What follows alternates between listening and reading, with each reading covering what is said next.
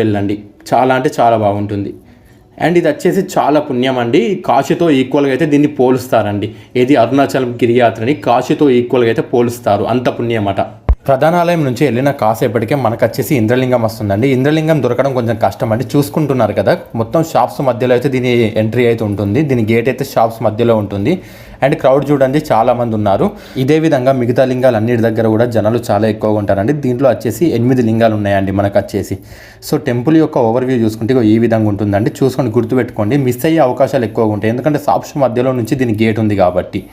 So ఇది వచ్చేసి ఒక పొడవైన హాల్ వచ్చేసి మనల్ని లోపలికైతే తీసుకెళ్తుందండి. సో ఇప్పుడైతే మనం లోపలికైతే వెళ్తున్నాం. చూసారు కదా, ఒక పొడవైన చిన్న హాల్ వచ్చేసి మనల్ని లోపలికైతే తీసుకెళ్తుంది ఈ దారి ద్వారా. సో లోపల టెంపుల్ కూడా చాలా బాగుంది. నేనైతే మీకు ఇప్పుడు చూపించబోతున్నాను. సో టెంపుల్లోకి వెళ్ళగానే మనం వచ్చేసి లెఫ్ట్ సైడ్ నుంచి లోపలికైతే వెళ్ళాలి. లెఫ్ట్ సైడ్ నుంచి లోపలికి వెళ్తే మనం వచ్చేసి దీని చుట్టూ ప్రదక్షిణ చేసినట్టు అవుతుంది.